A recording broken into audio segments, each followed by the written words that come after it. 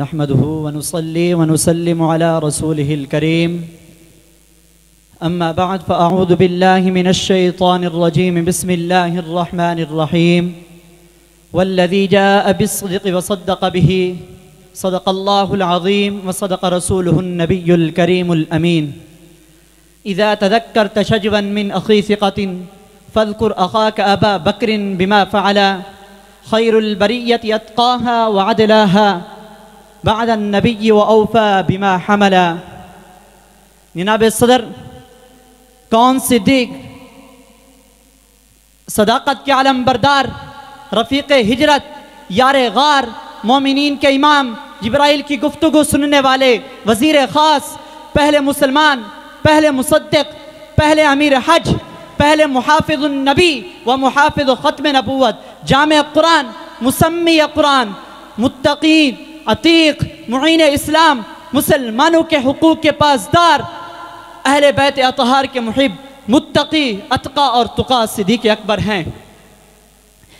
اللہ کے رسول جو پیغام لائے سب سے زیادہ سننے سمجھنے والے صدیق اکبر ہیں۔ سفر و حضر میں جو مواقع دیگر صحابہ کو میسر نہ آئے وہ آپ نے پائے، جلوتوں خلوتوں میں حضور سے سیکھا۔ صرف سیکھا نہیں، جب حضور اس دنیا سے تشریف لے گئے جو سیکھا تھا اسے عملاً کر کے دکھایا۔ اللہ اور اس کے رسول کے ہر حکم کی پاسداری کی۔ ان حکامات میں سے ایک حکم قُلْ لَا أَسْأَلُكُمْ عَلَيْهِ أَجْرًا إِلَّا الْمَوَدَّةَ فِي الْقُرْبَى بھی ہے، جس کے مختلف مطالب ہیں۔ ان میں سے ایک مطلب آل نبی کی محبت اور احترام ہے، جس کی عملی تصویر بننے والے صدیق اکبر ہیں۔ امام ترمذی فرماتے ہیں قال النبی صلی اللہ علیہ وسلم ارحم امتی بامتی ابو بکر، میری امت میں سب سے زیادہ رحم کرنے والے ابو بکر صدیق ہیں۔ جناب صدر جن کا لقب صدیق ہو، جب لوگ انکار کریں وہ تصدیق کر رہا ہو، جس کے صدق اور وفا کا زمانہ شاہد ہو، خود غرضی بدنیتی جس کے قریب سے بھی نہ گزری ہو، کم ممکن ہے کہ وہ منبع فیض محبر ایمان روح قرآن قرار دو جہاں صلی اللہ علیہ وسلم کی جڑی شخصیات کا عدم نہ کرے، ان کا حق تلف کرے، ان کو بے قدری کی نگاہ سے دیکھے، یہ نہیں ہو سکتا۔ میرے دوستو بات یہاں ختم نہیں ہوئی۔ جو مقدس جماعت نبی کی ناک کی ریزش کو زمین پر نہ گرنے دے وہ ان کے سرخیل نبی کی آل سے کیوں کر بغض کرے گا؟ میرے دوستوں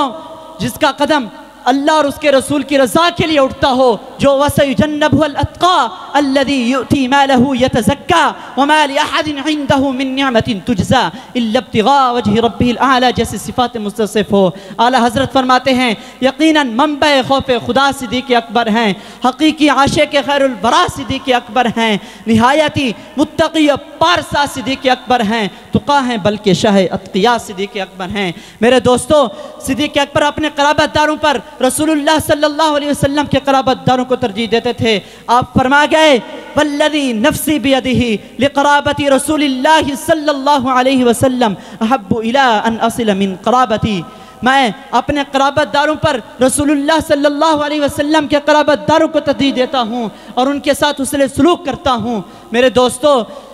امام ابو القاسم معجم الکبیر کے اندر ذکر فرماتے ہیں کہ کان ابو بکر رضی اللہ عنہ مجلس من النبی صلی اللہ علیہ وسلم لا یقوم عنہ الا للعباس، جب بھی حضرت سیدنا عباس رضی اللہ عنہ آقا کریم صلی اللہ علیہ وسلم کی مجلس کے اندر تشریف لاتے، سیدنا ابو بکر صدیق رضی اللہ عنہ ان کے ادب کے لیے کھڑے ہو جاتے اور ان کو اپنی جگہ پر بٹھاتے، ان کو مجلس کے اندر جگہ دیتے۔ میرے دوستو محبت کا عالم یہاں تک ختم نہیں ہوا بلکہ آگے چلتا ہے کہ سیدنا علی المرتضی رضی اللہ عنہ